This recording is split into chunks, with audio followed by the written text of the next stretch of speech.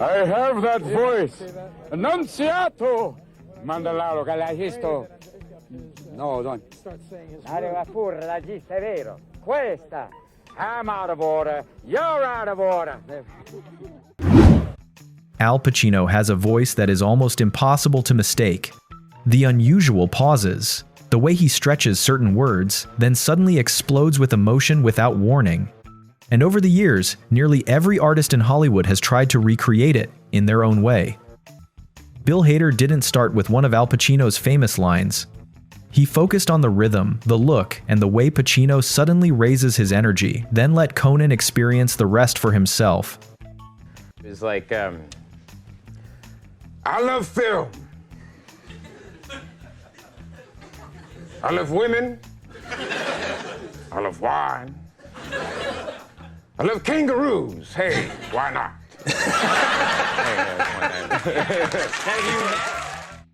In The Big Bang Theory, Howard Wolowitz only had to change his voice for everyone in the room to immediately know who he was imitating. I'll leave it up to the dungeon master. A satanic fungus that looks suspiciously like Al Pacino rises from the forest floor and says, "You're playing D&D. You're playing D&D. This whole apartment is playing D&D." Heat gave audiences one of the most intense versions of Al Pacino ever seen on screen. Rob Brydon remembered that performance very clearly, maybe a little too clearly. What's the best that could happen? We're not going to become buddies. I'll end up complimenting him on his jumper. It'll be, you know, maybe he'll speak really quietly. I just thought, so I actually said, no, because I had that image. Yeah. I've been going, what's this guy? Why don't you say something smart? Dana Carvey has always enjoyed taking one small trait of a famous person and pushing it to the extreme. With Al Pacino, he had almost too many details to choose from. Oh, you know, let me tell you. He's got a rabbit. Oh, yeah, the rabbits. Oh.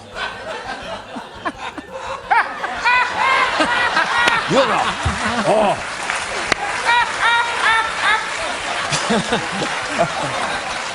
That guy is a son of a bitch! Steve Coogan took a more subtle approach to Pacino. Fewer movements, no need to shout from the beginning, just a few changes in his delivery were enough for people to understand what was happening.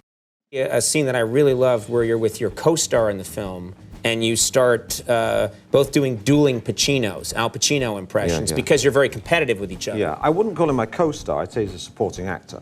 A lot of people make that I'm mistake. sorry, I lost my head there for a second. Yeah, you did, you know. Yeah. Yeah. Pacino do you specialize in? Is it Well, an there's early... two, aren't there? There's two. There's kind of...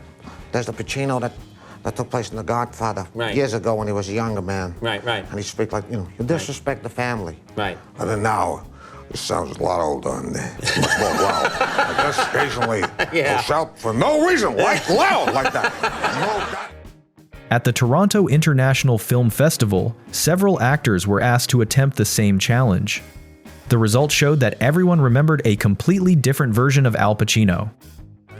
Carlito's Way. I actually like him in Dick Tracy. I love Scent of a Woman. My favorite line from Injustice for All, when he was like, "No, you're out of order. This whole fucking court is out of order." Do you have an Al Pacino impression? Come on, Heath. And you got your head all the way up it. Okay, this is my impression of Al Pacino. You talking to me? You must be talking to me. I'm Al Pacino. I got a question for you. I've been taking in everything you got going on here. Hey, please, I implore you, tell me what you think. I'm dying to know. That is unbelievable. Can you get angry? Without yelling. Yeah, can you do the angry Pacino too? Like... Of course, that's something that women, for no reason, are attracted to. Guys who are psychotic! Johnny Depp worked alongside Al Pacino in Donnie Brasco. With enough time observing him up close, Depp quickly picked up on details most people would normally miss. He likes to tell jokes, and he liked to tell me this one specific joke over and over. And I really didn't understand it. Didn't get the joke. I didn't get the joke. Yeah, and he thought it was your problem that you didn't get the joke. Oh, absolutely. Yeah. Did you ever understand the joke? I finally figured it out, yeah. What, do you remember the joke? Yeah. Okay. John. Skeleton goes into a bar, orders a beer and a mop. Johnny Depp wasn't the only person who has ever impersonated Al Pacino, but he was one of the few who received such high praise from Pacino himself. Was good. Yeah, it's good. It was good. It was really good. I was shocked. I mean, I was watching it and I thought, whoa, wait a minute. I'm not on that show now. I'm here. I thought he was so good. I mean, he gets the tone. What is the joke? But he didn't seem to understand the joke. I finally figured it out, yeah. Well, you know, you have to understand it to be able to recite it. You got that scene where they meet for the first time and Pacino's sitting there with De Niro. He's bringing shit down to him. He's like, you, sir, are a bad guy. I am the police. It's my job to stop guys like you, murderers, rapists, killers. It's what I do. Then may come a time when I pass cross. I'm gonna have to take you down. I won't like it, but I'll do it. Keeps me hot, on my toes, where I gotta be. At the Kennedy Center Honors, Kevin Spacey turned his tribute to Al Pacino into a performance where everyone knew what he was about to do. The only question was how far he would take it. How to do the perfect Al Pacino impression in 3 easy steps. 1. Where did it go? Where is it? My wallet, my passport, my toothbrush, my lines, my performance. Whoa, where did that go? Step 2 is the surprise. What just happened? The last thing I remember, I was snorting a wheelbarrow full of cocaine in Scarface, and now I'm sitting next to the president. Whoa, how did that happen?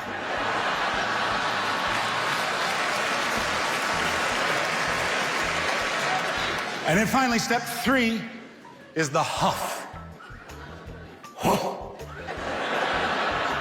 Al seems to have a lot of air. He's got to get it out.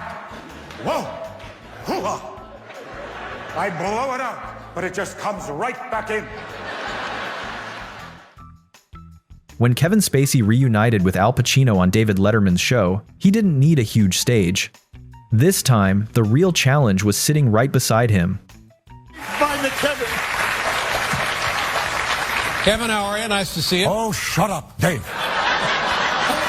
They like it. They like it. I worked on something just for this moment. Okay. I had to write it down. Whoa.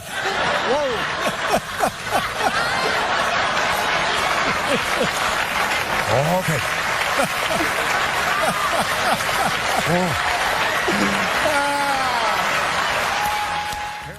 There used to be a restaurant on Boylston Street, and I was doing theater in Boston.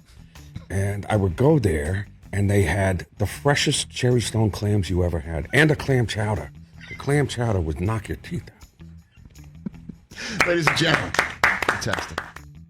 At the AFI Life Achievement Awards ceremony, Jamie Foxx was given the task of honoring Al Pacino. He quickly chose a tribute style that even the man himself couldn't ignore. I owe Mr. Pacino because I got a chance to hang out with you, I learned from you, I tasted you. Not in a, wait, let me clear that up. And yeah, and you fight with your fingernails, and I noticed wetness that was flying off of his lips on my face. And I don't know what you call that, but it was right here. It was a little, what do you call that? Mouth moisture.